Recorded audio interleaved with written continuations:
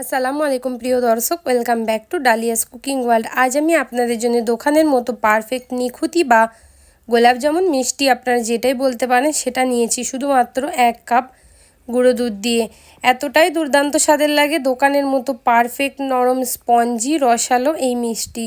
ভালো লাগলে like comment করতে কিন্তু ভুলবেন না। চলুন তাহলে শুরু করে ফেলছি। এখানে দেখুন বন্ধুরা, এখানে আমি নিয়ে নিচ্ছি 100 গ্রাম পরিমাণ গুঁড়ো দুধ।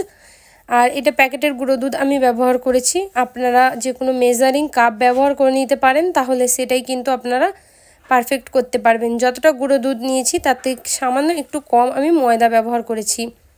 তার সাথে নিয়ে নিয়েছি এখানে আমি বেকিং পাউডার, যেটা হচ্ছে চায়ের চামচের হাফ চামচ। আর তার সাথে আমি হাফ চামচ নিয়ে নিয়েছি বেকিং সোডা। তো সোডা আর বেকিং পাউডারটা অবশ্যই বন্ধুরা আপনারা একটু মেজারিং করে দেবেন। তার সাথে এখানে আমি দিয়ে দিলাম 2 চামচ পরিমাণ দেশি ঘি। এইগুলোকে দিয়ে খুব সুন্দরভাবে এবারে আমি ময়ান করে নিচ্ছি। যতটা সুন্দর ময়ানটা হবে, এই নিখুঁতি বা গোলাপজামুন মিষ্টিটা খুবই টেস্টি, খুবই সুন্দর হবে। ময়ান হয়ে গেলে নর্মাল পানি দিয়ে আমি একটা নরম চ্যাটচ্যাটে ডো তৈরি করে নেব। যেহেতু গুঁড়ো দুধ ব্যবহার করেছি, তাই আপনাদের ডোটা কিন্তু একদমই চ্যাটচ্যাটে তৈরি করতে হবে। দেখুন এইভাবে আপনাদেরকে হাতের সাহায্যে হালকা হাতে মাখিয়ে ফেলতে হবে। আর মাখিয়ে কিন্তু একদমই চ্যাটচ্যাটে ডো তৈরি করতে হবে বন্ধুরা, কোনো রকম শক্ত ডো আপনারা তৈরি করতে পারবেন না। তো দেখুন এরকম হাতে পুরো আপনাদের চ্যাটচ্যাট করবে বা চিপকে যাবে, এরকম ডো করতে হবে। এরকম ডো করে বন্ধুরা আপনারা এইটাকে ঢাকা দিয়ে রেস্টে রাখতে হবে 5 মিনিটের জন্যে। তো ডোটা এখানে মোটামুটি আমাদের একদমই রেডি হয়ে গেছে। খুব ভালোভাবে কোনো অংশে যেন শুকনো না থাকে, তাই খুব নাড়িয়ে নাড়িয়ে আমি মেখে ফেললাম। হাতটা নিশ্চয়ই দেখে বুঝতে পারছেন কেমন চিটচিট করছে। তো চলুন এটাকে ঢাকা দিয়ে আমি রেখে দিচ্ছি 5 মিনিটের জন্যে। 5 মিনিট এখানে হয়ে গেছে বন্ধুরা। এবার আমি আপনাদের একবার ডোটাকে এবার খুলে দেখিয়ে দিচ্ছি, তাহলে আপনারা নিশ্চয়ই বুঝতে পারবেন। দেখুন এখানে 5 মিনিট হওয়ার পরে ডোটা কীরকম শক্ত হয়ে গেছে, আর কিন্তু হাতের মধ্যে একদম লেগে যাচ্ছে না। হাতে যদি আপনারা চান সামান্য ঘি নিয়ে এটাকে বানাতে পারেন, তাহলে কিন্তু এই নিখুঁতি মিষ্টিগুলো খুবই ওপরটায় স্মুথ ও খুব সুন্দর তৈরি হবে। দেখুন আপনারা যদি চান এরকম ধরনের গোলও করতে পারেন। যেহেতু নিখুঁতি মিষ্টিগুলো একটু লম্বাটে থাকে, তাই খুব সামান্য আমি এরকম ধরনের লম্বাটে করে দিচ্ছি। তো দেখুন এখানে আমার একটা মিষ্টি একদম তৈরি হয়ে গেছে। আর কিন্তু সাইজগুলো একদমই ছোট ছোট তৈরি করতে হবে, কেন কি এগুলো আবার তেলে পড়ার পরে কিন্তু ফুলে ডাবল হয়ে যাবে। তো এরকম প্রসেস করেই কিন্তু বন্ধুরা আমি এইগুলোকে তৈরি করে ফেলছি। দেখুন এখানে তৈরি হয়ে গেছে এটা দোসরা মিষ্টি। এইরকম করেই কিন্তু আমি সবগুলো তৈরি করে নিই। বন্ধুরা ভিডিওটা যদি এতক্ষণ দেখে থাকেন অসংখ্য ধন্যবাদ। আর আপনারা প্লিজ চ্যানেলটাকে সাবস্ক্রাইব করে নেবেন আর সাথে বেলটা অন করে দেবেন, তাহলে এরকম সুন্দর সুন্দর রেসিপি আপনাদের কাছে সবার প্রথমে পৌঁছে যাবে।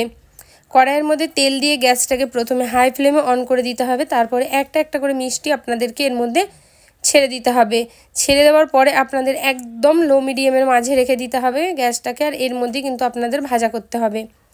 সবগুলো মিষ্টি দেওয়ার পর দেখতে পাচ্ছেন বন্ধুরা, এখানে কিন্তু মিষ্টিগুলো ফুলে একদম ডবল হয়ে গেছে। কত সুন্দর লাগছে, কতটা শাইনিং করছে। যেগুলো প্রথমে দিয়েছি সেগুলো কিন্তু ওপর দিকে ভেসে এসছে, আর যেগুলো লাস্টের দিকে দিয়েছি সেগুলো এখনও কিন্তু ফোলেনি। তাই আপনাদের কিন্তু এরকম একটু ধৈর্য সহকারে এই মিষ্টিগুলোকে ফ্রাই করতে হবে, তাহলে কিন্তু খুব সুন্দর বন্ধুরা মিষ্টিগুলো তৈরি হয়। তো এরকমভাবে নাড়াচাড়া করতে করতে যতক্ষণ পর্যন্ত না একদম ডার্ক গোল্ডেন কালার আসছে, ততক্ষণ পর্যন্ত কিন্তু আপনাদের ভেজে যেতে হবে। যেহেতু মিল্ক পাউডার আর ময়দা দিয়ে মিষ্টিটা করেছি, কালারটা কিন্তু দুর্দান্ত আসে বন্ধুরা। আপনারা নিশ্চয়ই ভিডিওর ফার্স্টে আপনারা দেখে বুঝতেই পেরেছেন কত সুন্দর মিষ্টিগুলো তৈরি হয়েছে। শুধুমাত্র 50 টাকার খরচেই কিন্তু আপনারা এই মিষ্টিগুলো প্রায় 1 কেজি মিষ্টি বাড়িতে তৈরি করে ফেলতে পারবেন।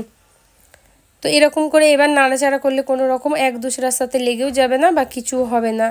ভাজতে ভাজতে দেখবেন বন্ধুরা এরকম ধরনের কালার চলে এসেছে, তখন কিন্তু আপনাদের এবার তুলে ফেলতে হবে। এর থেকে বেশি ডার্ক কালার করলে কিন্তু আর চলবে না, তাহলে কিন্তু মিষ্টিগুলোর কালার একটু কালচে হয়ে যাবে। তো চলুন তাহলে একটা একটা করে মিষ্টিগুলোকে সব আমি আলাদা বাসনের মধ্যে তুলে নিচ্ছি। তুলে নিয়ে আপনাদের দেখিয়ে দিচ্ছি। ভিডিওটা যদি বন্ধু আপনারা ফেসবুক পেজ থেকে দেখেন, অবশ্যই বন্ধুরা পেজটাকে ফলো করার রিকোয়েস্ট থাকবে, অবশ্যই আপনারা পেজটাকে ফলো করে নেবেন। দেখুন এখানে সবগুলো মিষ্টি কীরকম তৈরি হয়ে গেছে। তো মিষ্টিগুলো সাইডে রেখে দিলাম। তৈরি করে নিচ্ছি এর শিরার জন্য যেই বাটিতে মেপে আমি মিল্ক পাউডার নিয়েছিলাম, সেই বাটিতে 1 বাটি চিনি দিয়ে দিলাম, 2টো এলাচ দিয়ে দিলাম সুগন্ধের জন্য। আর তার সাথে আমি দিয়ে দেবো এখানে 1 বাটি পরিমাণ পানি। এগুলোকে দিয়ে এবার কিন্তু চিনিটা খুব ভালোভাবে নাড়াচাড়া করতে হবে। চিনিটা যতক্ষণ না মেল্ট হয়ে আসছে না, শুধুমাত্র ততক্ষণেরই অপেক্ষা।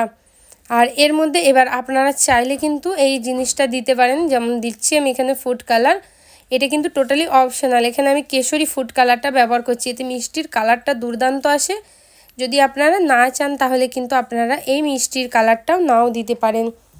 তো এবার দেখুন বন্ধুরা, যতক্ষণ না এতে বলক আসছে না খুব ভালোভাবে, বা এটা খুব ভালোভাবে চিনিটা মেল্ট না হয়ে যাচ্ছে, ততক্ষণ পর্যন্ত কিন্তু আপনাদেরকে এরকমভাবে নাড়িয়ে চাড়িয়ে যেতে হবে। আর দেখতেই পাচ্ছেন এবার এখানে কিন্তু মিষ্টিটা একদম, এখানে চিনির শিরাটা কিন্তু একদম ফুটে এসেছে। ব্যাস এই পর্যায়ে আপনাদের মিষ্টিগুলোকে দিয়ে দিতে হবে। গ্যাসটা লো ফ্লেম করতে হবে আর মিষ্টিগুলো এর মধ্যে সব দিয়ে দিতে হবে। আর দেওয়ার পরে কিন্তু আপনাদের গ্যাসের ফ্লেমটা সঙ্গে সঙ্গে বন্ধ করে দিতে হবে। বন্ধ করে দিয়ে এরকম মিষ্টিগুলো একটু 10 সেকেন্ড মতো ভালোভাবে নাড়াচাড়া করে দিতে হবে। আর নাড়াচাড়া করার পরে প্রায় এটাকে 30 থেকে 40 মিনিট পর্যন্ত আপনাদের এরকমভাবে ঢেকে রেখে দিতে হবে। কোনো রকম কিন্তু আপনাদের খোলা যাবে না, তাহলে গরম ভাবটা বেরিয়ে যাবে, মিষ্টিগুলো কিন্তু ফুলবে না। তো চলুন এবার দেখা হচ্ছে আপনাদের সাথে 40 মিনিট পর। 40 মিনিট হয়ে গেছে। মিষ্টিগুলো দেখুন কতটা রসগুলো অ্যাবজর্ব করে বড় বড় সাইজের হয়ে গেছে। এবার কিন্তু বন্ধুরা আপনাদেরকে এরকম একটা তুলে দেখিয়ে দিচ্ছি কতটা নরম, কতটা রসালো তৈরি হয়েছে। নিশ্চয়ই আপনারা দেখতে পাচ্ছেন। তো বন্ধুরা, ভিডিওটা ভালো লাগলে অবশ্যই লাইক করে চ্যানেলটা সাবস্ক্রাইব করে নেবেন, ফেসবুক পেজটাকে ফলো করবেন। দেখা হবে সুন্দর সুন্দর রেসিপির সাথে। আল্লাহ হাফিজ, সুস্থ থাকবেন, ভালো থাকবেন।